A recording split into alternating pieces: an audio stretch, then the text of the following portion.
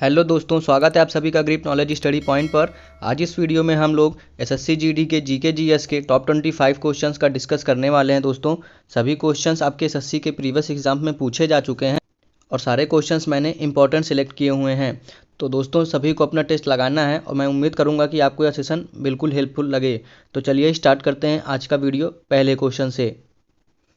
चलिए, पहला क्वेश्चन है, ऑपरेशन फ्लड किससे संबंधित है? आंसर दीजिएगा। ए बाढ़ से, बी दूध से, सी फल से या फिर डी उर्वरक से। चलिए आंसर दीजिए, ऑपरेशन फ्लड किससे संबंधित है?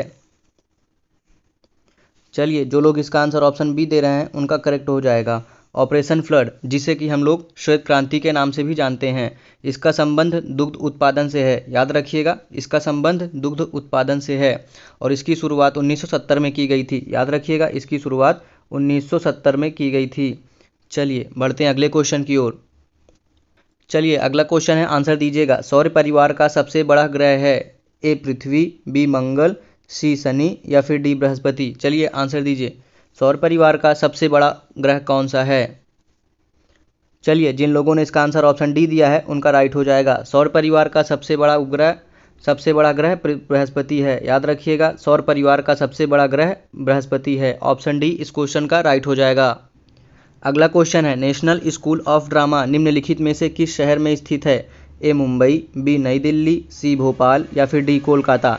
चलिए आंसर दीजिए, नेशनल स्कूल ऑफ ड्रामा किस शहर में स्थित है?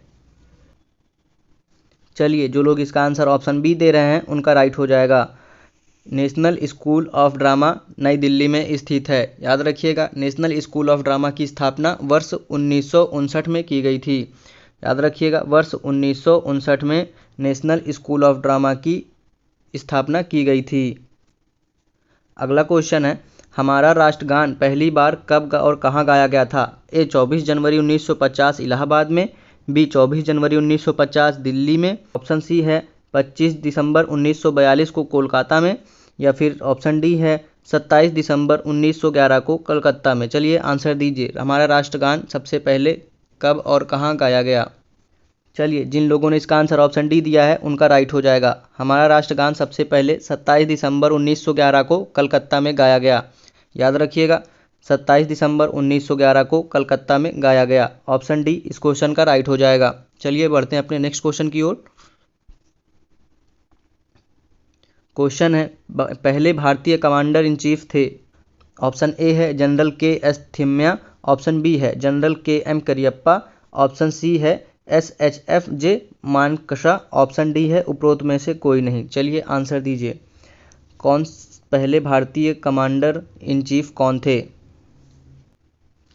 चलिए, जिन लोगों का आंसर ऑप्शन बी आ रहा है उनका राइट हो जाएगा। जनरल के एम करियप्पा पहले भारतीय कमांडर इन चीफ थे। याद रखिएगा, जनरल के एम करियप्पा पहले भारतीय कमांडर इन चीफ थे। अगला क्वेश्चन है आपकी स्क्रीन पर, संगीत कलानिधि पुरस्कार के लिए चयनित किया गया है? ए अरोड़ा साईराम को, बी पी गौतम को, सी है TCA राघवन को, ऑप्शन डी है आर नरसिम्हन को। चलिए आंसर दीजिए, संगीत कलानिधि पुरस्कार के लिए चयनित किया गया है। चलिए, जिनका आंसर ऑप्शन ए आ रहा है उनका करेक्ट हो जाएगा। अरोड़ा साईराम को संगीत कलानिधि पुरस्कार के लिए चयनित किया गया है। ऑप्शन ए इस क्वेश्चन का राइट हो जाएगा। अरोड़ा साईराम को संगीत कलानिधि पुरस्कार के लिए चयनित किया गया है। चलिए अगला क्वेश्चन है, मुगल साम्राज्य की स्थापना किसने की? ए बाबर ने, बी हुमायूं ने, सी अकबर ने या फिर डी जहांगीर ने। आंसर दीजिएगा, मुगल साम्राज्य की स्थापना किसने की? चलिए, जिन लोगों का आंसर ऑप्शन ए आ रहा है उनका राइट हो जाएगा। मुगल साम्राज्य की स्थापना बाबर ने की थी। याद रखिएगा, मुगल साम्राज्य की स्थापना बाबर ने 1526 ईस्वी में की थी। चलिए बढ़ते हैं अगले क्वेश्चन की ओर। पर्यावरण का रक्षा कवच किसे कहा जाता है? ए क्षोभ मंडल को, बी मध्य मंडल को, सी ओजोन परत को या फिर डी आयन मंडल को। चलिए आंसर दीजिए, पर्यावरण का रक्षा कवच किसे कहा जाता है? चलिए, जिनका आंसर ऑप्शन सी आ रहा है उनका करेक्ट हो जाएगा। पर्यावरण का रक्षा कवच ओजोन परत को कहा जाता है। याद रखिएगा, ओजोन परत को पर्यावरण का रक्षा कवच कहा जाता है। अगला क्वेश्चन है, आंसर दीजिएगा दोस्तों, भारत में बॉय स्काउट और सिविल गाइड आंदोलन का जन्मदाता था? A Charles Andrews, B Richard Temple, C Robert Montgomery या डी बेडेन पॉवेल। चलिए आंसर दीजिए। बॉय स्काउट और सिविल गाइड आंदोलन का जन्मदाता किसे कहा जाता है? जिनका आंसर ऑप्शन डी आ रहा है उनका करेक्ट हो जाएगा। बेडेन पॉवेल को भारत में बॉय स्काउट और सिविल गाइड आंदोलन का जन्मदाता कहा जाता है। अगला क्वेश्चन है हमारा, निम्नलिखित में से कौन सा संक्रामक रोग है? ए मधुमेह, बी डिप्थीरिया, सी गाठिया या फिर डी कैंसर। निम्नलिखित में से कौन सा संक्रामक रोग है? आंसर दीजिएगा। चलिए जिनका आंसर ऑप्शन बी आ रहा है उनका राइट हो जाएगा। डिप्थीरिया संक्रामक रोग है। यह मुख्यतः बच्चों में होता है। याद रखिएगा, इस बीमारी में नाक और गला गंभीर रूप से संक्रमित होते हैं। अगला क्वेश्चन है, अरक्ता में निम्नलिखित में से किसकी मात्रा कम हो जाती है? ए हीमोग्लोबिन, बी कैलोजन, सी हाइओग्लोबिन या फिर डी मायोसिन। चलिए आंसर दीजिए। अरक्ता में निम्नलिखित में से किसकी मात्रा कम हो जाती है? बिल्कुल, जिनका आंसर ऑप्शन ए आ रहा है उनका करेक्ट हो जाएगा। अरक्ता में हीमोग्लोबिन की मात्रा कम हो जाती है। याद रखिएगा आप सभी, अरक्ता में हीमोग्लोबिन की मात्रा कम हो जाती है। चलिए अगला क्वेश्चन है आपकी स्क्रीन पर, आंसर दीजिएगा। भारत में किस क्षेत्र में ज्वारीय ऊर्जा उत्पादन की संभावना अधिक है? ए कच्छ की खाड़ी, बी खंभात की खाड़ी, सी सुंदरवन या फिर डी अंडमान निकोबार।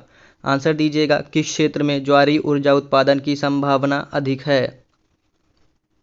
चलिए इस क्वेश्चन का राइट आंसर हो जाएगा ऑप्शन बी। भारत में खंभात की खाड़ी क्षेत्र में ज्वारीय ऊर्जा उत्पादन की संभावना अधिक है।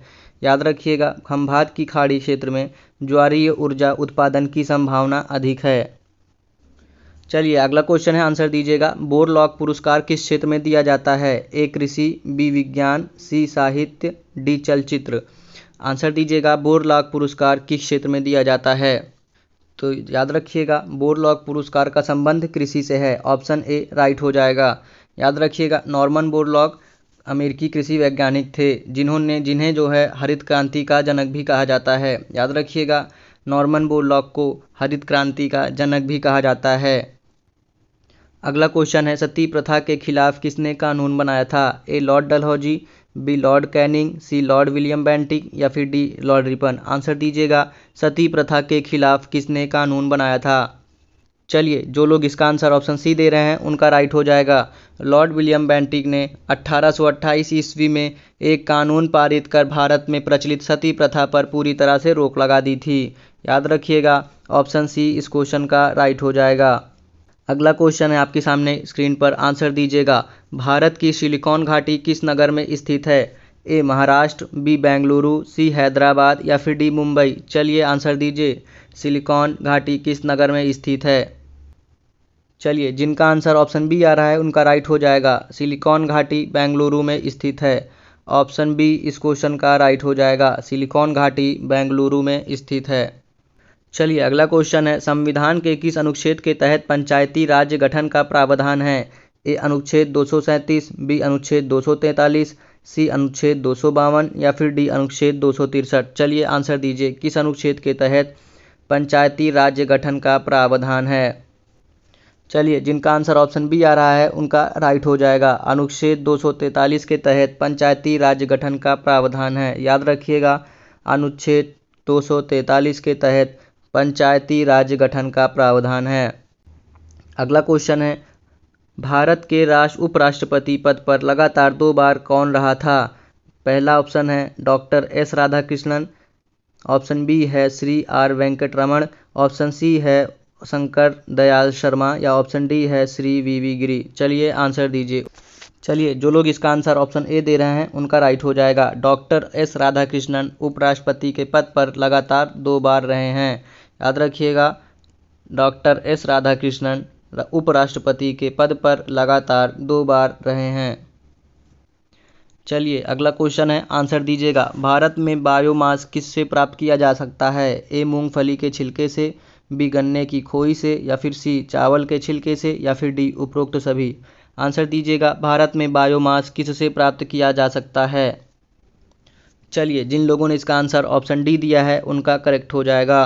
भारत में बायोमास मूंगफली के छिलके, गन्ने की खोई एवं चावल के छिलके उपरोक्त सभी से प्राप्त किया जा सकता है। याद रखिएगा, ऑप्शन डी इस क्वेश्चन का राइट हो जाएगा। चलिए अगला क्वेश्चन है, रेशम कीट की किस अवस्था में रेशम प्राप्त होता है? ए वयस्क, बी अंडा, सी कोकून, डी कैटरपिलर। आंसर दीजिएगा, रेशम कीट की किस अवस्था में रेशम प्राप्त होता है? चलिए, इसका राइट आंसर हो जाएगा ऑप्शन सी। याद रखिएगा, ऑप्शन सी इस क्वेश्चन का राइट आंसर हो जाएगा। रेशम कीट की कोकून अवस्था में रेशम प्राप्त किया जाता है।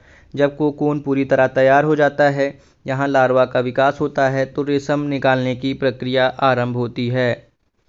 ऑप्शन सी इस क्वेश्चन का राइट हो जाएगा। चलिए बढ़ते हैं अगले क्वेश्चन की ओर। अगला क्वेश्चन है, विश्व ओजोन दिवस कब मनाया जाता है?